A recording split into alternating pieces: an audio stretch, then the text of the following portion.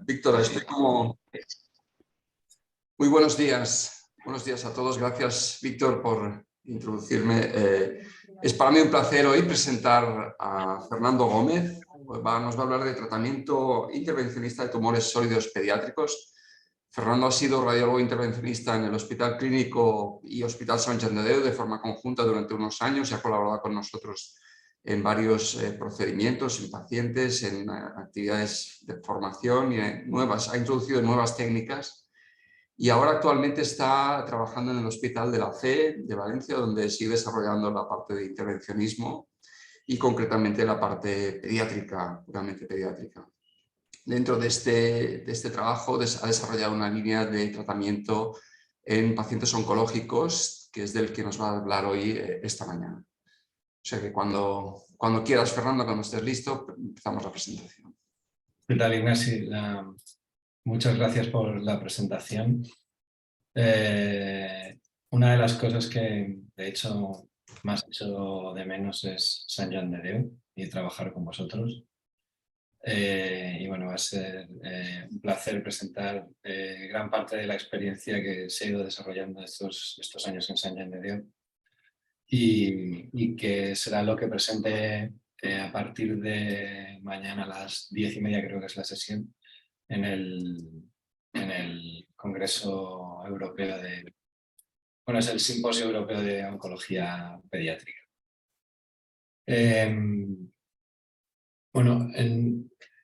La charla la he dividido básicamente en una serie de cosas que puede hacer el radiólogo intervencionista por los pacientes pediátricos con determinados tumores. Estos tratamientos, pues en el caso del manejo endovascular, incluyen, por ejemplo, pues la embolización perioperatoria del hueso o del hígado. Y también la embolización paliativa. Hace un par de años hicimos, junto con Raja, que es un radiólogo intervencionista del Boston Children's, una revisión de todo lo que había en la actualidad en un tratamiento endovascular de tumores pediátricos en cualquier órgano. Y donde, curiosamente, más se utiliza en mi experiencia y en la experiencia de muchos de mis compañeros, y a la vez en lo que menos he publicado, es en la embolización preoperatoria de tumores óseos. También es verdad que en tumores óseos en adulto tampoco hay gran cosa publicada. Y aquí el doctor Pepe Urbano, que es una de las personas del mundo que más experiencia tiene en el manejo, en el tratamiento endovascular de tumores óseos y sobre todo en el setting preoperatorio, seguramente que nos querrá comentar algo al final de la charla. Pero a día de hoy lo único que hay publicado y en adultos es este estudio de casos controles en el que se compararon pacientes que fueron a embolización y pacientes que fueron a cirugía directamente. Y lo que hicieron fue ver diferentes parámetros, como lógicamente la pérdida de hematoclito y necesidad transfusional, el tiempo quirúrgico y la cantidad de complicaciones. Y las respuestas que obtuvieron a estas preguntas, pues lógicamente, o como parecía lógico desde el principio, es que había menor pérdida de sangre, menor necesidad transfusional y que no había mayores complicaciones, incluyendo que no había afectación de la función renal. En estas tablas tenéis divididas los resultados por números. Este es un caso de Sant Joan de Déu, un sarcoma sinovial, en el que se hizo una embolización prequirúrgica. Aquí los cirujanos muchas veces lo que nos piden es no solo de vascularizar el tumor. Veréis también que en esta arteriografía la vascularización es menor que en la resonancia, porque había recibido ya una quimioterapia en adyuvante con buena respuesta. Entonces, lo que nos piden es no solamente que embolicemos y que devascularicemos distalmente lo máximo que podamos, sino que de alguna forma las arterias en las que ellos van a tener un acceso más difícil las dejemos marcadas y embolizadas con coils. Este es el tratamiento en el que posteriormente a la embolización veis el tumor con la acumulación de contraste. Esto es otro tipo de tumor, un hemangiocitoma, un tumor también agresivo con un abordaje similar. Lo que veis a la izquierda, de hecho, no es contraste retenido ni nada, son un tipo de esferas que son capaces de cargarse con contraste y que a mí en el tipo de tumores o cuando haces una embolización prequirúrgica o cuando haces una embolización previa a una ablación percutánea me parece especialmente útil porque luego las puedes ver perfectamente en el TAC y la capacidad de delinear la lesión y de tratarla con unos márgenes correctos es bastante, te facilita mucho el trabajo. Este es un trabajo que empezó en 2018 el grupo de la doctora Alison Aguado con James Geller, que es el cirujano, en el que lo que hacían era, pues lo que hicieron fue demostrar que la radioembolización con itrio, en este caso de tumores hepáticos irresecables en niños, era seguro y eficaz. Y ellos lo hicieron con la intención de infraestratificar para cirugía. Y unos años más tarde publicaron el primer trabajo en hepatoblastoma, focalizado en hepatoblastoma. En este caso, el cirujano que trabajaba con Alison Aguado era Stephen Dunn, que es el responsable de hepatoblastoma de Neighbors, que es el hospital infantil de Washington. Y lo que obtuvieron fueron los resultados que les alentaron a seguir estudiándolo. Ahora mismo llevan tratados, esta es una diapositiva de la presentación que hizo Alex Aguado en el ECIO de 2022. A día de hoy tienen 3 pacientes más, con lo que serían 8 pacientes con hepatoblastoma. En PRETEXT 2 y 3, los que no estéis familiarizados con la radiología pediátrica o os hayáis olvidado de lo que era esto después de hacer la residencia, el PRETEXT es la clasificación prequirúrgica, bueno, pretratamiento, que se hace de los tumores de los hepatoblastomas, en este caso, para saber el tipo de actuación que se va a tener sobre ellos. Y en este caso, en PRETEXT 3 y 2, hay que hacer quimioterapia neoadyuvante, además asociando en estos chavales, en estos niños, la radioembolización. Y lo que obtuvieron era pues los que hemos hecho radioembolización, los que habéis visto tratamientos de radioembolización durante el seguimiento de los últimos años, pues es lo que podía esperar, que había una importante reducción en el volumen tumoral, y esto es lo que en muchos casos va a permitir que los niños y las niñas vayan a un tratamiento de resección en lugar de un trasplante hepático que implicaría, pues, entre otras cosas, una inmunosupresión de por vida. Otros tratamientos que se puede ofrecer desde el punto de vista endovascular es el tratamiento paliativo por dolor. En el ejemplo de los osteosarcomas, en adultos está más que demostrado y publicado, pero en niños es una experiencia que también hemos visto en todos los centros en los que, por desgracia, tenemos que lidiar con esta patología en niños y adolescentes. El agente embolizante que puedes elegir pues, es aquel con el que tú te sientas más cómodo. Sí que es verdad que no recomendaría utilizar ningún tipo de tratamiento que fuese biodegradable y que se reabsorbiera en un escaso margen de tiempo, porque entonces el efecto sería escaso. Y también es posible hacer tratamiento de quimioembolización. Este estudio de este grupo japonés demostraron que la respuesta al dolor y según criterios RECIST era mejor con la quimioembolización que con la embolización sola. Este es un ejemplo de una niña con un osteosarcoma en el que se hizo pues, la cateterización selectiva de los diferentes vasos y la infusión de esferas cargadas con doxorubicina. Como veréis en las imágenes, pues el tumor no hay una grandísima respuesta en cuanto al diámetro, pero sí que hubo una respuesta bastante importante en el control del dolor, que teniendo en cuenta el tamaño de esa lesión y que era un tratamiento puramente paliativo, no es algo que debamos considerar como una cosa menor. Las metástasis de pulmón, de hígado o de hueso se pueden también tratar de manera percutánea, como sabéis de sobra. Hace ya 9 años publicamos una revisión sistemática de cómo estaba la ablación en los pacientes pediátricos, con unos resultados bastante desalentadores en cuanto a la calidad de recogida de datos y el tipo de tratamientos que se habían hecho. A día de hoy no es que haya mejorado mucho, pero sí que es verdad que las pocas series de casos que se reportan están mucho mejor publicadas.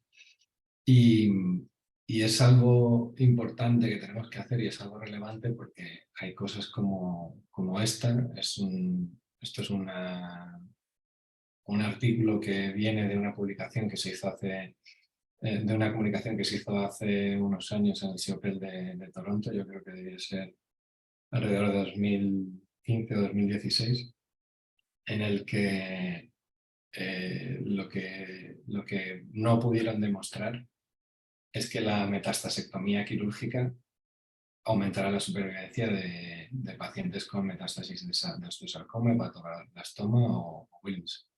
Y esto es muy, muy importante porque nos debería hacer reflexionar sobre cómo estamos tratando a estos niños. Si no vamos a ofrecerles un beneficio muy importante en la supervivencia, quizá deberíamos reconsiderar cómo estamos tratándolos y, primero, si es conveniente tratarlos percutáneamente y segundo, si lo que tenemos que hacer es ir a tratamientos muy agresivos o ir a tratamientos en los que la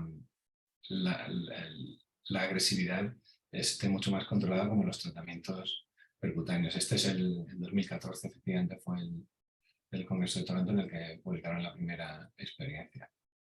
Este es un trabajo que a mí me parece que es de lo mejor que se ha publicado en pacientes pediátricos últimamente. Es el tratamiento de metástasis pulmonares de osteosarcoma del grupo de Gustave Roussy, que también trabaja en pacientes pediátricos en Vicet, y Frédéric Deschamps, que es un tío bastante espabilado y bastante bueno.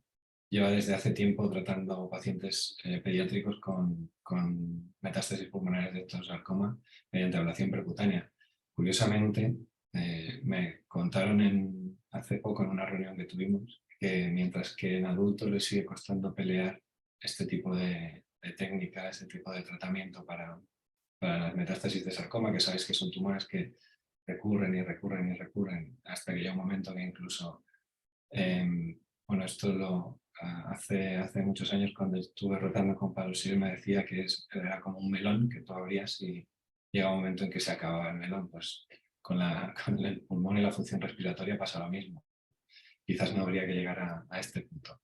Pero bueno, yendo al grano, de 11 niños con 26 nódulos pulmonares, el control local de la enfermedad fue excelente y sí que hubo una progresión, pero porque aparecieron nuevas metástasis a nivel óseo pulmonar y que además se pueden retratar con una tasa de complicaciones más que aceptable.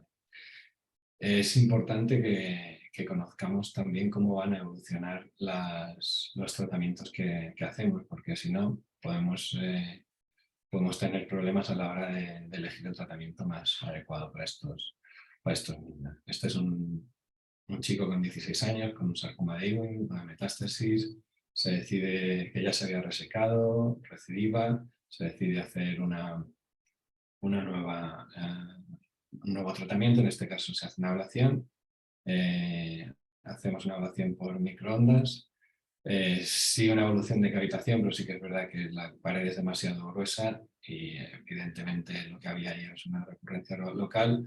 decidimos volver a tratar, pero en este caso lo hacemos con crioablación.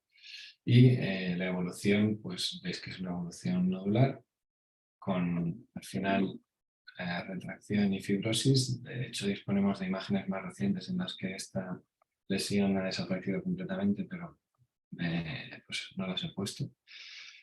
Con enfermedad iliar que en este momento y con lo que tenemos no es tratable, habría que ver si hacer una electroquimioterapia o una electroporación irreversible podría ofrecerle algún tipo de beneficio. Y lo cierto es que es un niño que a día de hoy sigue en tratamiento crónico de su enfermedad. Este es otro ejemplo, un niño de 5 años al diagnóstico de un tumor de Wilms bilateral, se hace cirugía y quimioterapia. Después de una segunda recurrencia pulmonar, lo que se decide es hacer una crioablación. Y pues, en eso que nos pusimos, hacemos una crioablación de una primera lesión con un buen resultado a los 3 meses, pero luego hay progresión pulmonar, veis que hay lesiones en otras localizaciones, ahí empieza a haber retracción del nódulo que habíamos tratado, volvemos a repetir crioablación y lo que tenemos es el seguimiento de este chico a los 20 meses en este caso y actualmente a los 52 meses. 52 meses después del tratamiento, el niño está completamente libre de enfermedad. Estos pseudonódulos que quedan en el pulmón son tratamientos, lesiones cicatriciales. En abril de este año le harán el siguiente TAC, se le quitó el portacara hace unas semanas, esta diapositiva más de ahora. Y lo que cabe plantearse es, pues eso, si realmente tenemos que ir a la cirugía. En tumores hepáticos, pues en recurrencias está estudiado también que la ablación percutánea es suficientemente efectiva. Además, ahora disponiendo de sistemas interesantes de ablación percutánea que además te permiten no solo planificar el tratamiento con los márgenes de ablación que quieras tener, sino que además puedes hacer una verificación de los márgenes, con lo que en el mismo momento decides si necesitas ampliar o no necesitas ampliar esa ablación.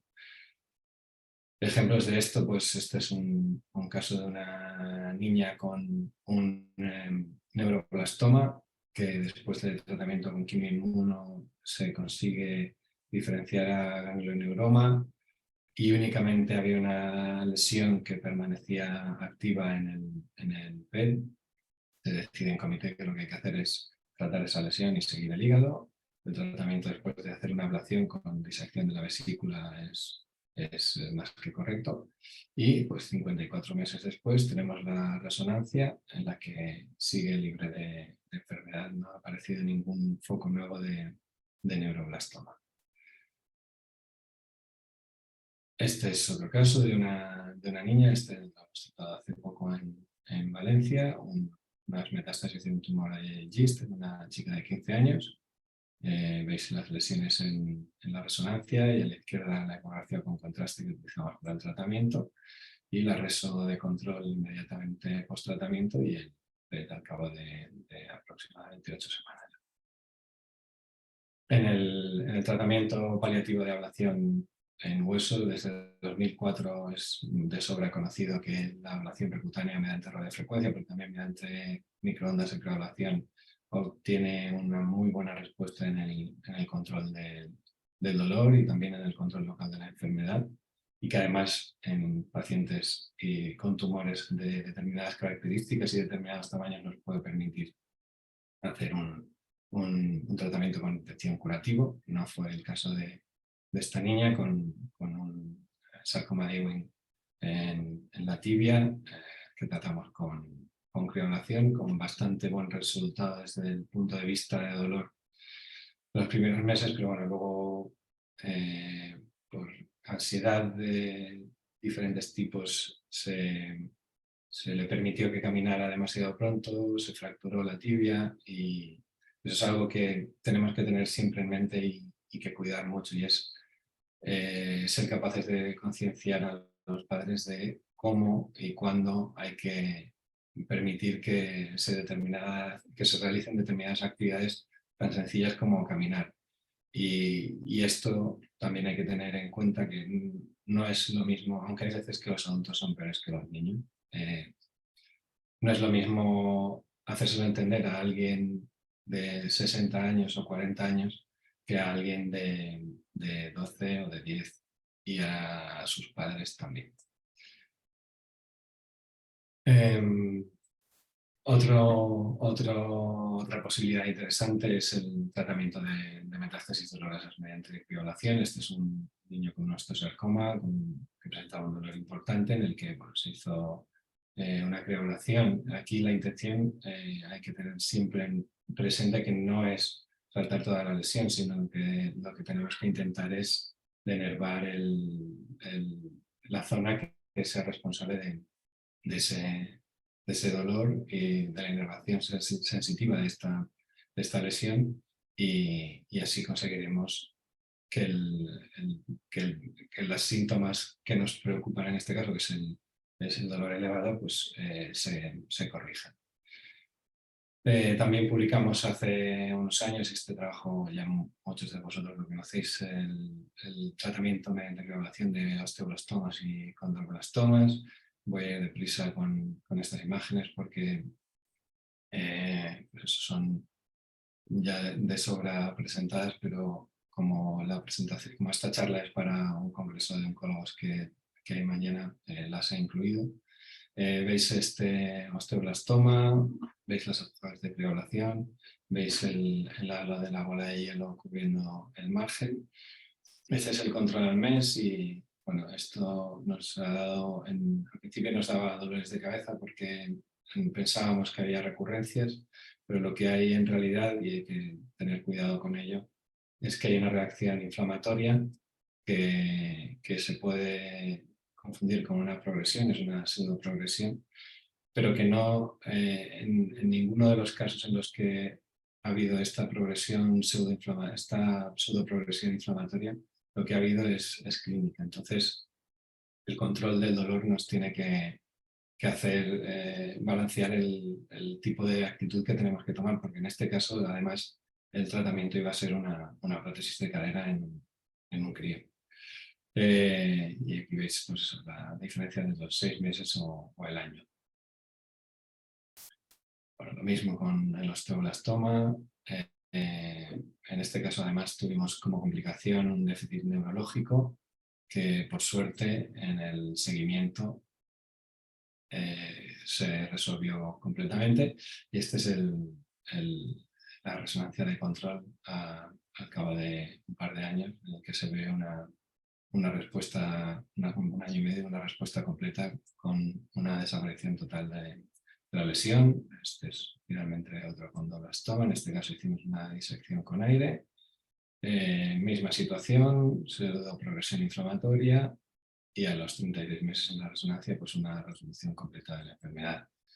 Algo que me quedó pendiente de empezar en Sant Joan de Déu y que intentaré que empecemos desde aquí, de alguna manera y como sea, es el aprovechar la sinergia de la ablación percutánea con la inmunoterapia, ya que está más que estudiado y parece bastante claro que las ablaciones, sobre todo la criolación, la radiofrecuencia, la electroporación y en menor medida las microondas, parece ser que esta técnica nueva que todavía es muy experimental y de hecho no tiene marcado ni CE ni FDA, que es la histotripsia, tiene un efecto también muy importante sobre el sistema inmune.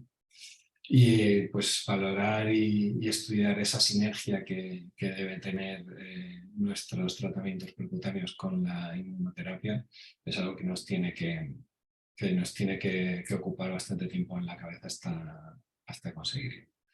Y como conclusiones, pues el radiólogo intervencionista, creo que llegados a este punto tenemos que tener claro que tiene que tener un papel fundamental en el tratamiento del paciente pediátrico, desde la biopsia hasta los tratamientos, hasta las intervenciones terapéuticas.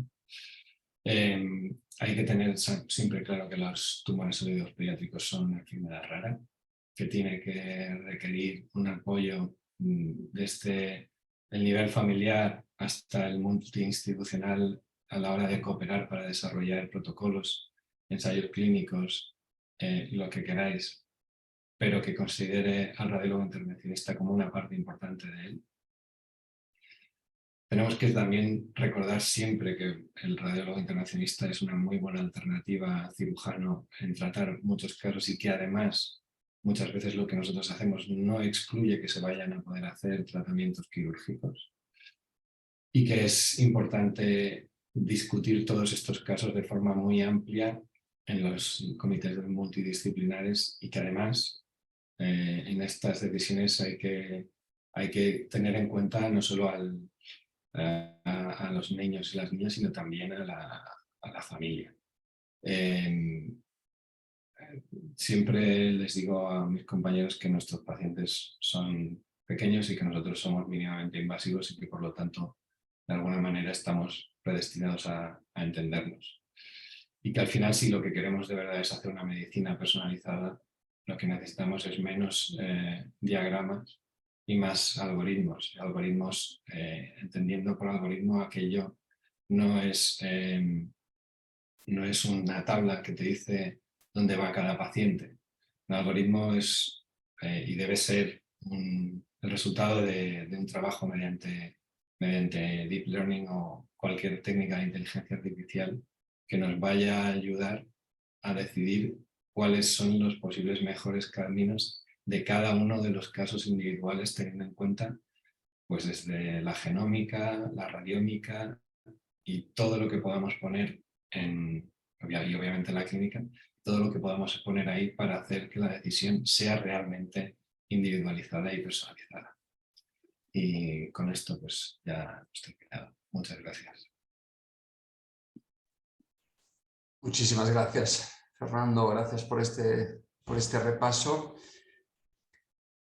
No sé si podemos abrir ahora un momento de debate. Estoy pendiente del chat. Si alguno de los que está asistiendo online quiere escribir la pregunta en el chat o en el sistema de preguntas, las leeremos aquí. Además tenemos como Fernando. invitado al doctor Urbano. Sí. Sí, buenos días a todos. Fernando, estupenda la presentación para un radiólogo de adultos. ¿Me oyes? Sí. Sí, muchas gracias, Pepe, te decía. Sí, no, que para un radiólogo de adultos me has dejado muy impresionado, la verdad. Se me plantean algunas dudas. Entre adultos y niños, ¿qué parecidos referente a la embolización y qué grandes diferencias? Así someramente nos podrías señalar. Luego me ha llamado mucho la atención la quimioembolización fuera del hígado, quimioembolización de sarcomas, quimioembolización de tumores óseos. Y la verdad es que yo tengo un caso de radioembolización en un tumor retroperitoneal, pero como anecdótico.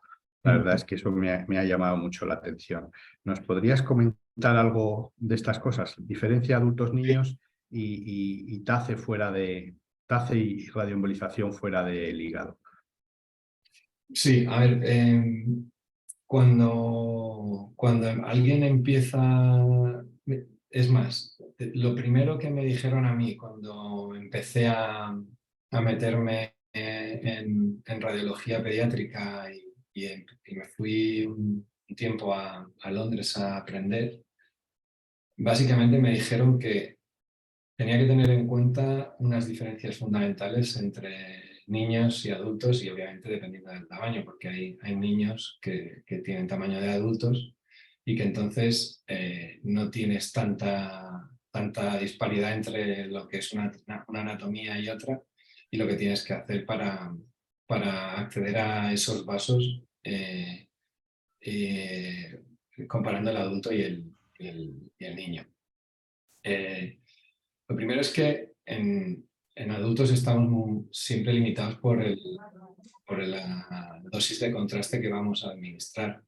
Y en niños, una de las mayores limitaciones es el volumen de contraste y de suero. Es decir, cuando tú tienes un catéter perfundiendo, hay un volumen que está pasando y cuando haces las series para hacer la sustracción, estás inyectando un volumen.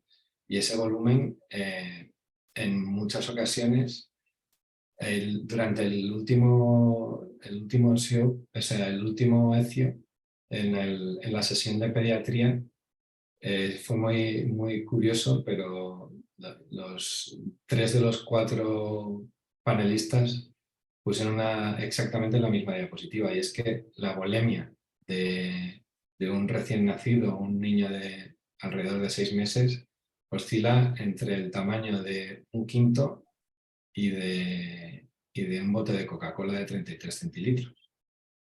Entonces, si tú le pones una inyección haces durante un estudio, inyectas 10 veces de contraste, estás metiéndole 1/3 de la volemia. Es como si a un adulto le metieras 1,5 litros. Entonces, esto es algo que tenemos que tener muy presente. Obviamente, la protección radiológica siempre tiene que ser una obsesión para nosotros, pero en los niños aún más. Las curvas de los catéteres que utilizamos en adultos,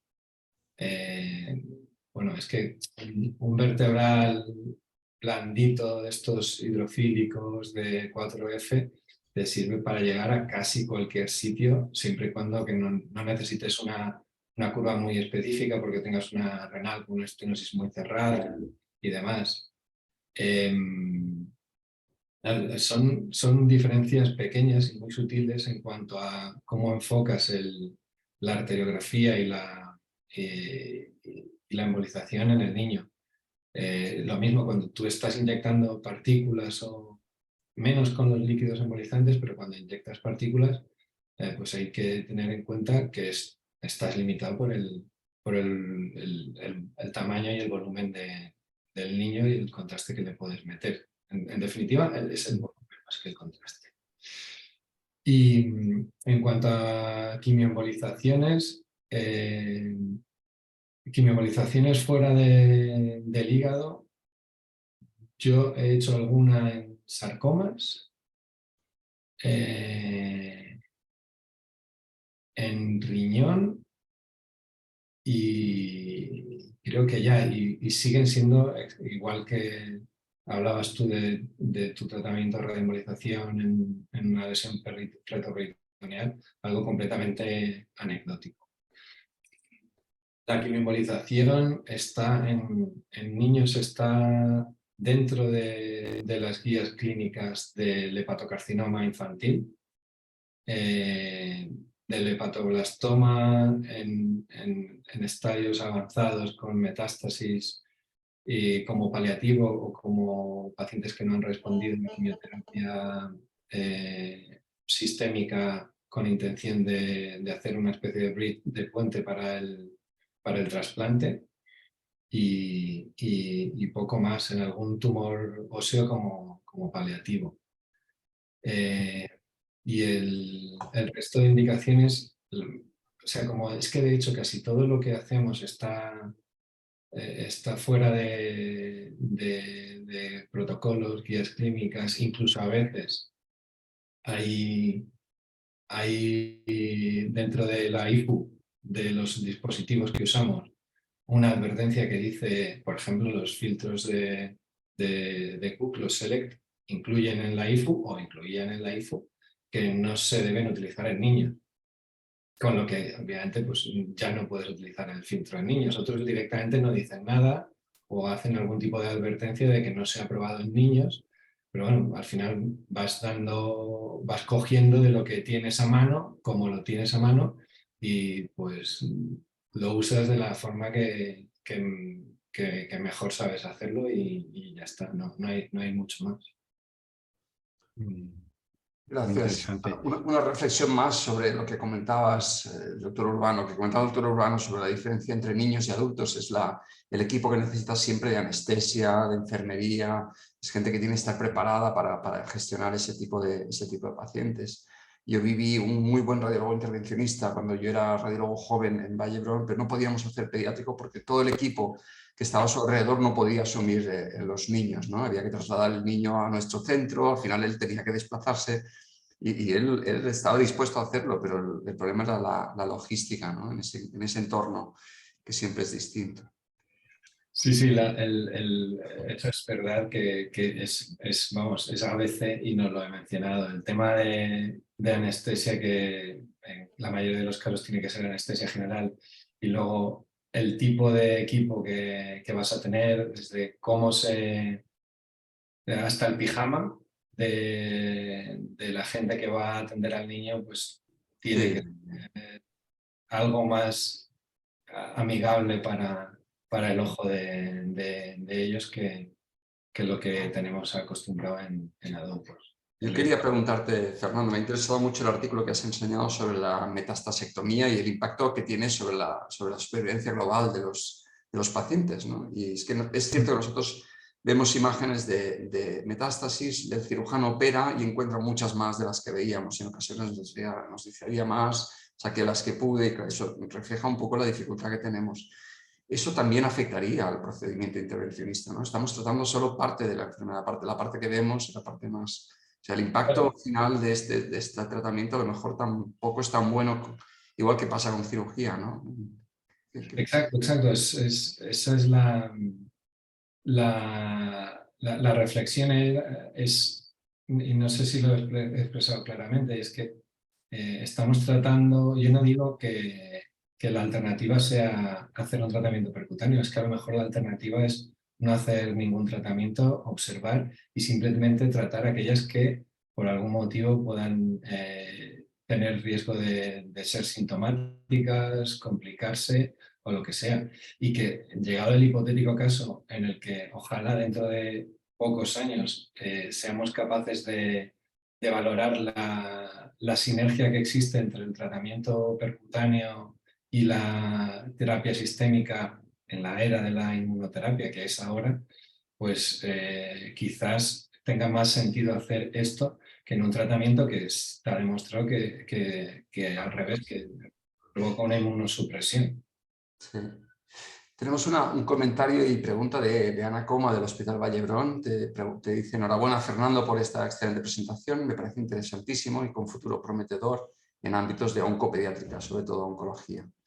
La mayoría de guías europeas no contemplan el tratamiento principal, el procedimiento de intervencionismo en las metástasis, justamente sobre este tema. Quería preguntarte sobre el papel del radiólogo intervencionista en los grupos de trabajo de las sociedades internacionales de radiología pediátrica.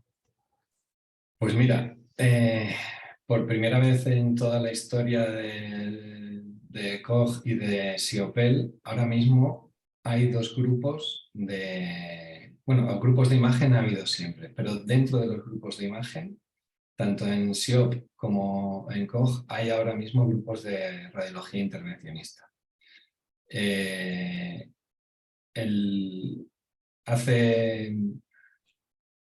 A finales de marzo, el SIOPEL, que es bueno, probablemente todos lo sepáis, pero bueno, sí, pues según lo sé, es el grupo del SIO que se dedica específicamente a enfermedades del hígado. Organizó una reunión en Utrecht en la que, entre otros, Bruce Moreland, que es uno de los padres del tratamiento de las neoplasias hepáticas y un oncólogo pediátrico de mucha influencia, instó a que nos sentáramos y decidiéramos y pusiéramos las posibilidades de tratamiento de la radiología intervencionista dentro de las diferentes guías clínicas de los distintos tumores y en qué momento deberíamos utilizarlo. Desde entonces te podría enseñar mi correo. He enviado un mail semanal a un grupo de cirujanos y oncólogos que estaban allí, con bastante poco éxito a la hora de recibir respuesta, pero te puedo garantizar que es que a mí me da igual, yo voy a seguir mandándoles un correo, a lo mejor algún día me aburro y dejo de mandarlo, pero yo voy a seguir. Así que... Muy bien. ¿Algún comentario más, doctor Urbano? Sí. Yo creo que aclararnos respecto a la ablación, parece que en niños la crío un poquito mejor que radiofrecuencia y microondas. ¿Puede ser A ver, eso mi percepción? yo la uso más por varias cosas. Primero porque en determinados tamaños de niños hay veces que los parches de electrones de dispersión de la radiofrecuencia casi ni te caben. Y luego pues el control que tienes sobre el volumen que estás congelando es bastante más preciso con la crío que con la radiofrecuencia. O sea, yo soy muy fan de la radiofrecuencia y la sigo utilizando mucho, casi tanto como las microondas en según qué cosas en el pulmón. De hecho, para mí sigue siendo la aguja de referencia son las agujas con forma de paraguas. Pero